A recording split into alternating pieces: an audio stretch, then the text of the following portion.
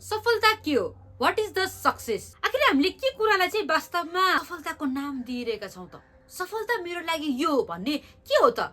Exactly भौतिक रूपमा सम्पन्न हुनु, सपना पूरा हुनु वा उद्देश्य पूरा हुनु, नाम दाम हुनु, सान हुनु, ठुला ठुला मण्डली खडा गर्नु, देश विदेश घुम्नु, फलोअर्सहरू बढ्नु, सबैले हाई हाई गर्नु, सम्मान पाउनु, प्लेटफर्म पाउनु, उच्च पद पाउनु, केही कुराहरू हासिल गर्नु, व्यवसाय बन्नु आदिलाई सफलता भनिरहेका छौं कि? हो, आज यस्तै यस्तै कुराहरूलाई हामीले सफलता हो भनेर मनमा लिएर नै हामी दुखी अर्थात् निराश हुन्छौं र यसलाई नै हामीले सफलताको नाम दिइरहेका छौं आफूले नै। तर सफल त्यो व्यक्ति हो जसले प्रभुलाई चिनेर असल इमानदारी अर्थात् आज्ञाकारी जीवन जिउँदछ।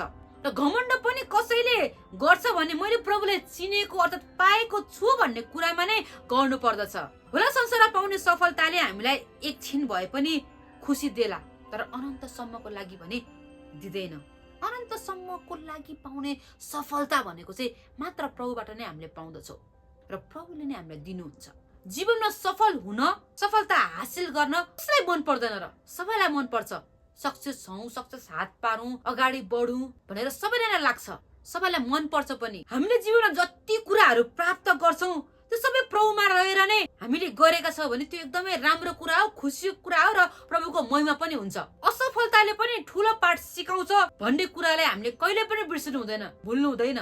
असफलता पनि मेरो जीवनको एउटा पाठ हो भन्ने कुरा चाहिँ याद राखि नै रहनु पर्दछ। सधैँभरि सफलता पाइन्छ भन्ने पनि छैन र सफलता हात पार्नको लागि कतिचोटि असफलता सहनु पर्दछ मैले भनेर पनि त्यो अगाडि नै हामी प्रिपेयर हुनु चाहिँ पर्दछ। केही कुरामा मैले हात हाले र मैले सफलता पाउनु पर्छ भनेर सोचेको थिएँ तर मैले पाइनँ, होइन कि सफलताको लागि दौड्दै गर्दा मैले असफलता पनि धेरै नै हात पार्छु है भनेर पनि आफूले आफूलाई नै पहिला नै तयार पारेर राखेको हुनु पर्दछ। त्यो पनि एउटा सफल व्यक्तिको चिनारी हो। धेरै सफलताहरूको सामना गर्नु परेको हुन्छ, धेरै असफलताहरूको सामना गर्नु परेको हुन्छ, सहनु परेको हुन्छ। दुःखले मानिसलाई बनाउँछ र सुखले मानिसलाई मत्ताउँछ भने चाहिँ हो। धेरै दुःख भएपछि मानिसले सिक्छ, धेरै कुरा सिक्छ र ऊ बनिन्छ पनि, उसलाई धेरै ज्ञान हुन्छ, अनुभव हुन्छ र छिटो छिटो सफलता हात पार्ने व्यक्ति, चाँडै सुख प्राप्त गर्ने व्यक्ति अलिकति मात्तिएर घमण्डमा अलिक फुलिएको पनि हामीले देख्न पाउँछौँ। धैर्य गर्नुपर्छ, ठिक समयमा सफलता हात पार्छौँ र प्रभुले दिनुहुन्छ भन्ने विश्वास पनि हाम्रो हृदयमा हुनु पर्दछ। हामीले जगाउनु पर्दछ, हाम्रोमा त्यो कुराहरू राख्नु पर्दछ हृदयमा। एक दिन त समय आउँछ प्रभुको भनेर मानिलिनु पर्दछ। त्यो अठोट चाहिँ हाम्रो हृदयमा, मन मस्तिष्कमा हुनु पर्दछ। असम्भव कुरालाई सम्भव तुल्याउने प्रभु मात्रै हुनुहुन्छ।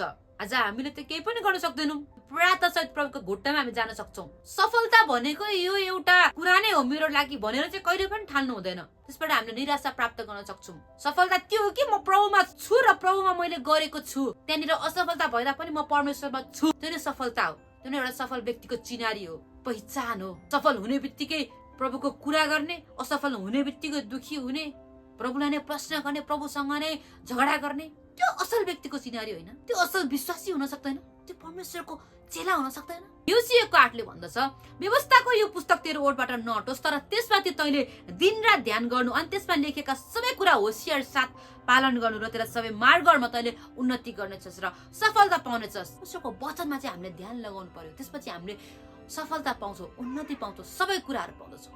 हितोपदेश 16:3ले भन्दछ, तैले गर्ने जुनसुकै कुरा परमप्रभुलाई सुम्पिदिएर तेरा योजनाहरू सफल हुनेछन्। हामीले गर्ने हरेक कुराहरू चाहिँ हामीले परमेश्वरमा नै समर्पण गर्नुपर्दछ र उहाँले सफलता दिनुहुन्छ हामीलाई।